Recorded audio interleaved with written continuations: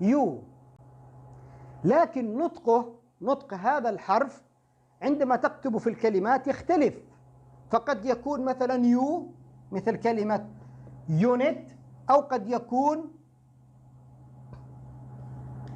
سن، إذا هنا يو وهنا إذا هذا اسمه يو، لكن عندما تنطقه قد تنطقه بأكثر من شكل يو فلذلك احنا الآن سأعيد مرة أخرى وستكرروا معي نطق هذه الحروف اسم هذا الحرف DE، لكن كيف ننطقهم هذا تدريب آخر. واضح؟ سأعيد مرة أخرى. A، حاول أن تكرر معي A B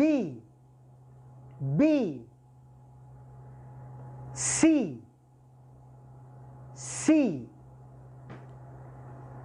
D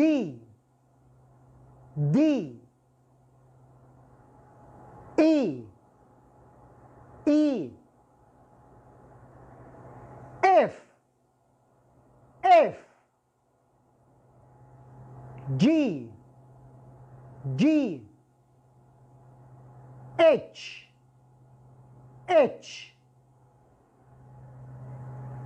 I J K L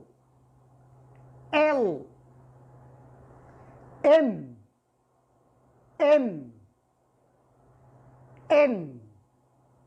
N O P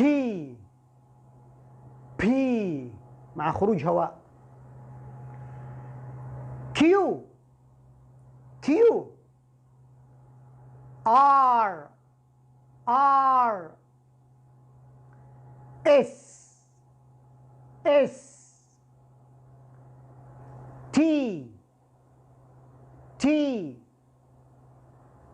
U V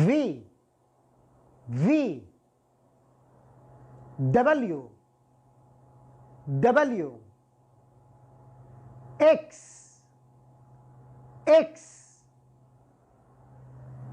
Y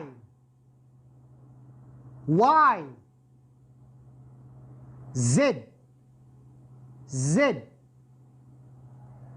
هذا المقطع الذي أنا قمت بتكريره سيفيد جدا حتى أطفالك. ممكن أن تقوم بتشغيل هذا الفيديو وتطلب من ابنك أن يقوم بالتكرار معي، ستجد أنه ممكن يعيد الفيديو ويتحكم في إعادته قدر ما يشاء، وسيتحسن عندما يكرر النطق معي. بعد أن نطقنا هذه الحروف أعرف أن الكثير قد يتبادر عليه كثير من الأسئلة. طب يا أستاذ مراد، طب هذا الحرف كيف ينطق؟ ركز معي واسمع إلى شرحي، واترك كل أسئلتك وصفي لي ذهنك. الله يبارك فيك. نحن قلنا أن هذا الحرف مثلا اسمه A، الحرف